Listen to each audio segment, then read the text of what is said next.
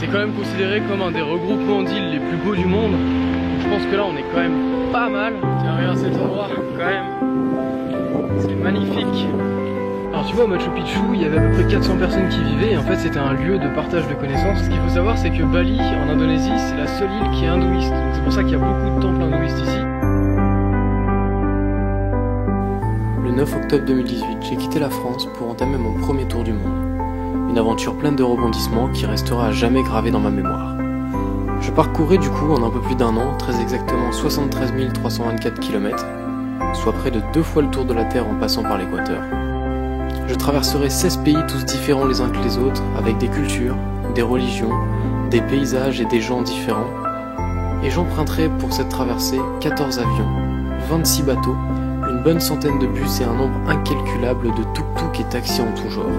Alors certes, c'est pas très écolo, mais c'était sûrement le seul défaut de ce voyage.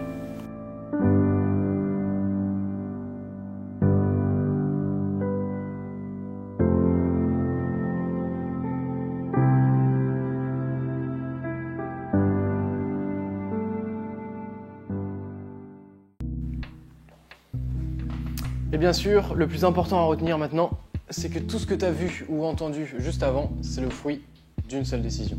Tu vois, avec du recul, je pense que cette décision, elle a germé dans mon esprit de façon totalement inconsciente quand je suis revenu de mon tour d'Europe. Parce que oui, du coup, ce qu'il faut savoir, c'est qu'un an avant que je parte faire le tour du monde, je suis parti en juin et juillet 2017 avec mon ex-copine faire un road trip autour de l'Europe.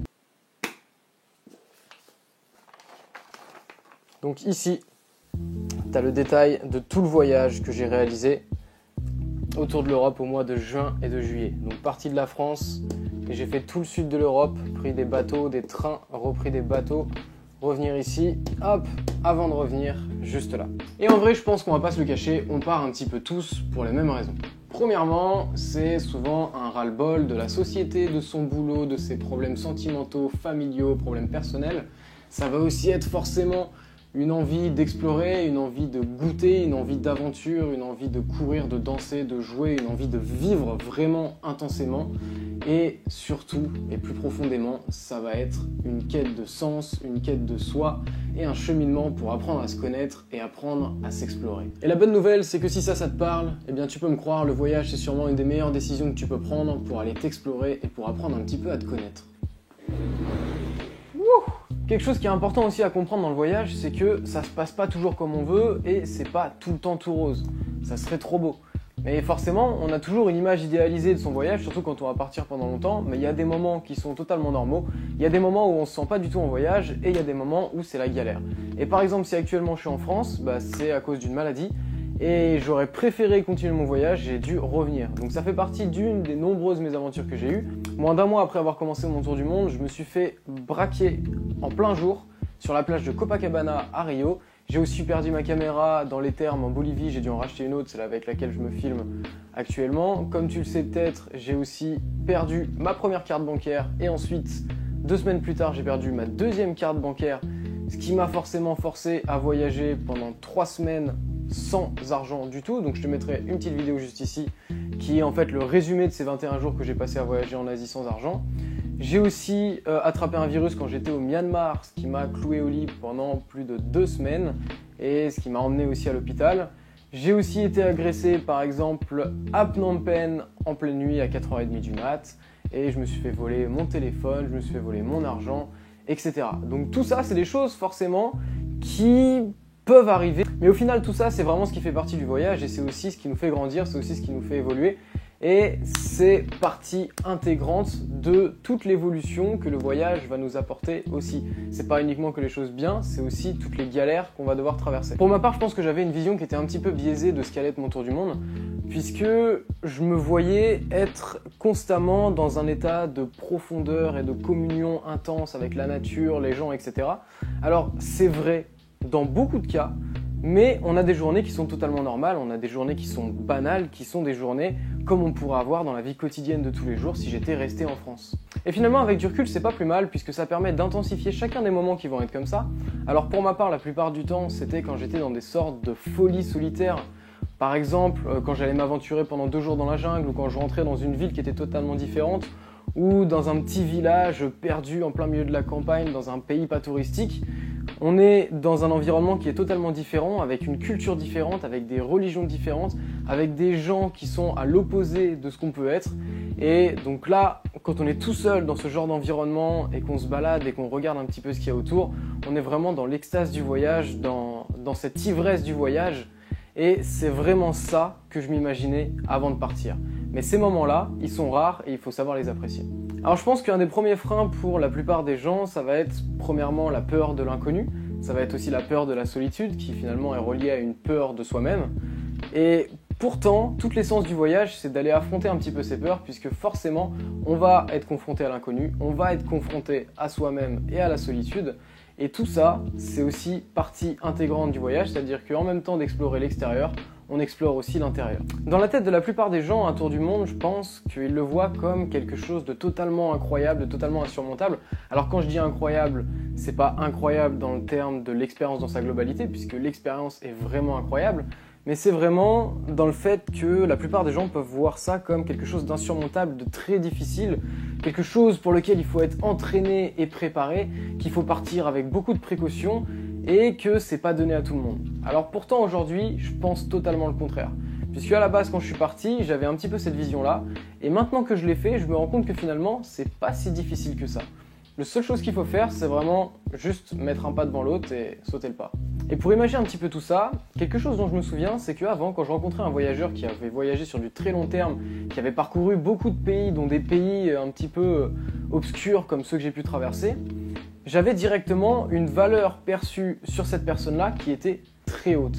Et aujourd'hui, maintenant l'avoir fait, eh bien c'est l'effet inverse. C'est-à-dire qu'il va y avoir des gens qui vont avoir cette valeur perçue sur moi-même, alors que moi, aujourd'hui, je ne me vois pas du tout comme ça, puisque je ne considère pas avoir réalisé un exploit, je ne considère pas avoir fait quelque chose de très difficile. Finalement, c'est vraiment donné à tout le monde de faire un tour du monde. Alors j'espère en tout cas pas t'avoir fait trop peur quand je t'ai raconté un petit peu toutes les galères qui me sont arrivées, puisque c'est des choses qui forcément peuvent arriver si tu décides de faire un tour du monde ou de faire un voyage sur le long terme. Et du coup, pour te rassurer un petit peu et pour aussi, puisque c'est le but en partie de cette vidéo, te donner envie de voyager et de faire un voyage, que ce soit court terme, long terme ou un tour du monde, eh bien, je vais te balancer quelques rushs de plus d'1 an de voyage autour du monde. C'est parti!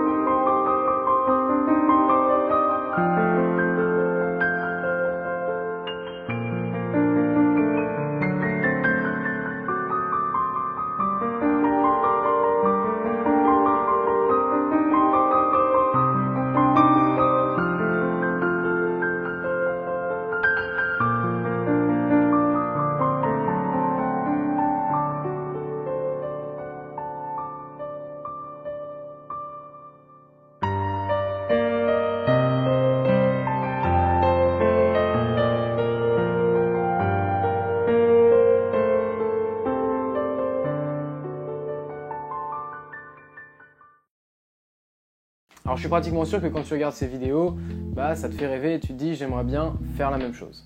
Et ce que je peux te dire, c'est que c'est possible. Mais peut-être que tu trouves des excuses. Et forcément, ces excuses-là, elles sont fondées.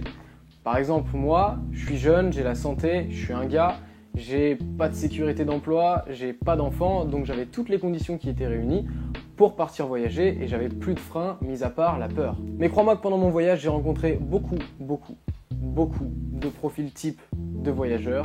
Et j'ai forcément rencontré des personnes âgées qui voyageaient en sac à dos. J'ai rencontré des familles qui voyageaient avec leurs enfants en bas âge ou leurs enfants qui étaient plus grands. J'ai rencontré des femmes qui voyageaient seules autour du monde. J'ai rencontré des hommes et des femmes qui avaient démissionné de leur CDI pour partir voyager et pour partir pour une grande aventure. J'ai rencontré des personnes qui avaient réussi à obtenir de leur travail une année sabbatique pour partir pendant 1 an voyager autour du monde.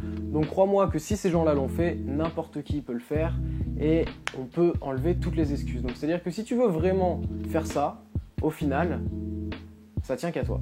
Après à ce niveau-là, il y en a beaucoup qui vont se dire « Ah bah oui, mais pour faire un tour du monde, pour voyager sur le long terme, il faut forcément beaucoup d'argent, il faut forcément être très riche. » Et pourtant, crois-moi que quand je suis pas parti avec beaucoup d'argent, mais qu'il existe des astuces, qu'il existe des moyens de voyager sans partir avec beaucoup d'argent et sans être très riche. C'est justement des méthodes que j'explique dans une formation, je te mettrai un petit lien dans la description si jamais ça t'intéresse. Mais pour avoir voyagé déjà pendant 3 semaines sans argent, crois-moi que si j'ai pu faire ça, j'ai aussi rencontré des gens qui voyageaient avec 100 ou 200 euros par mois. J'ai rencontré des gens qui voyageaient en travaillant en même temps. J'ai rencontré des gens qui voyageaient en volontariat, qui étaient hébergés et nourris. J'ai rencontré beaucoup de personnes qui arrivaient à voyager avec un budget extrêmement limité. Donc l'argent, c'est plus une excuse non plus. Et maintenant, on en arrive à la partie la plus importante de cette vidéo. On en arrive à la conclusion, à la morale totale de cette vidéo. C'est que entre toi et un potentiel voyage autour du monde, la seule chose qui vous sépare, c'est une décision.